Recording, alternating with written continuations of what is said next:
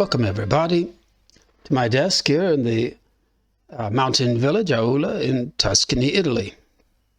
Today I want to talk about the subject of the conscious and the unconscious mind. And as the basis, I want to start with Ferdinand de Saussure, the French intellectual whose theory of the radical arbitrariness of the sign or of language has dominated linguistics for over a century. All right, and so an example of this theory is that in English, for instance, we call a tree, not because there is any natural connection between this sound or word tree and the physical object to which this word refers. Right. Now, actually, Saussure, in his later years, actually came to realize that this theory is not sustainable. It's actually not correct. But in any case, that's not the subject for today. The subject is Saussure's other main theory, which he never published, right, which is his anagram theory. And this, I'll give you an example of this. He noticed, for instance, in Homer's Iliad, in a passage that mentions the hero's name, Agamemnon, that in this passage you will see a proliferation of various sequences of the phonemes, phonetic units or letters of the name Agamemnon. And Saussure believed or suspected that these types of anagrams, he called them, represented an ancient poetic technique, especially Indo-European. Right? Now, later, the eminent Russian linguist Roman Jakobson, really under the impetus of Jean Starobinsky, proposed that Saussure's anagrams, these patterns he noticed in ancient poetry, were actually generated unconsciously. These are unconscious productions, right? So it wasn't any type of poetic rule that these ancient poets were aware of, right? Now, this brings to my mind something that my friend Jeffrey Bradshaw, who's done a lot of work for DARPA, pointed out to me, and that is Konrad Lorenz's idea of imprinting. That is animals learning without induction, right? And Karl Popper, in his autobiography, discussed Lorenz's idea in this regard. You can look that up for yourself. So I think that a better explanation is would be that there are these patterns, these letter patterns, numerical structures in the ancient poetry represents an interplay between the conscious efforts and artistry and skills of the poet or musician. Could be there too. It's an interplay of conscious and unconscious. That's a more plausible example or paradigm. Right, I'll give you an example, and that is from Bach's music. Bach famously employed a musical cryptogram, right, which is a play on his own name. So the musical notes B-A-C-H. Right.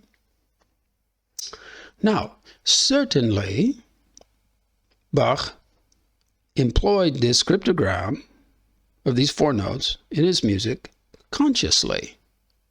And when he wanted to create variations on this, for instance, let's reverse this to give us HCAB.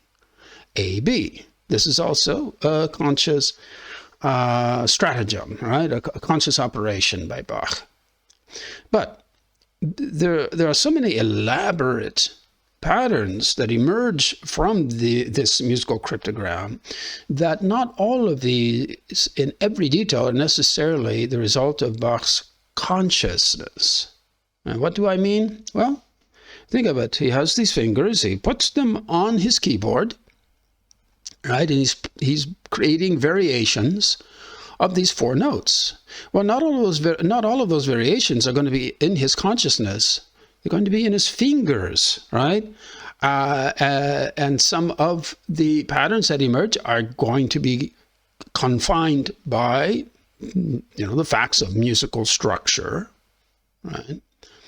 But also the biology of his fingers, right? Well, to say that some of these more elaborate patterns are the result of his unconscious, not his conscious, is not to denigrate his consciousness, because it's representing, right, the fact that his conscious artistry and skill, his conscious mind, has shaped and informed and trained his unconscious. And so his consciousness, right, does what it has to do to release this unconscious level of skill and artistry, right?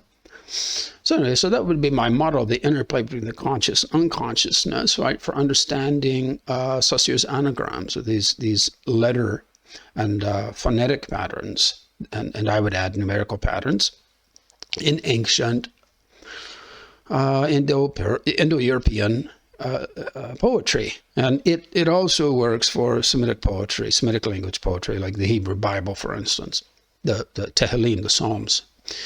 In any case, now we think of autistic savants. Oliver Sacks wrote a book, the classic title, The Man Who Mistook His Wife for a Hat.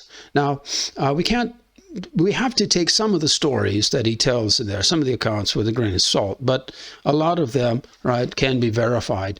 For instance, he tells the story about 2 savant twins, probably, I believe they were so-called low IQ.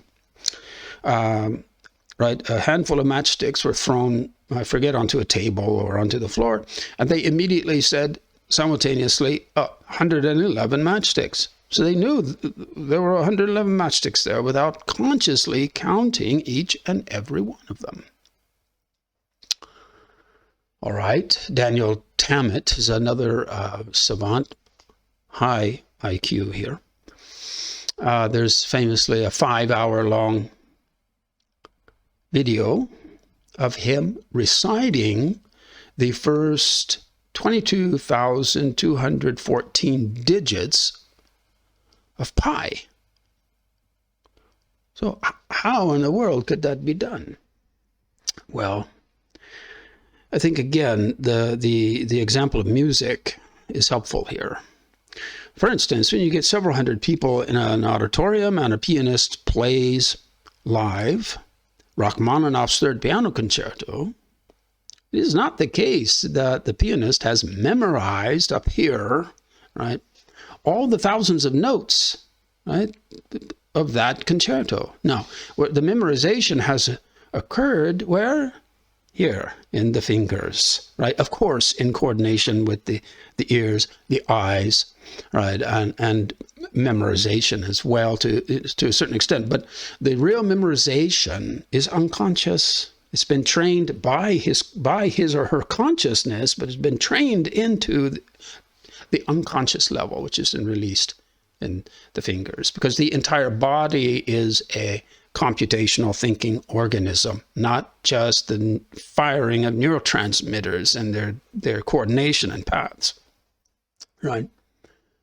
So Alan Snyder, he argues, I think plausibly, that these savants have direct access to unconscious data, whereas the rest of us, to various extents, do not have this direct access to unconscious data, right? So, right, so this takes us as far as we need to go today on this subject, and I'm going to carry it further into more interesting realms in future talks. So for today, that's enough. And if you find of anything of interest in this talk, please consider subscribing to the channel and donating either through PayPal or Patreon. And I thank you.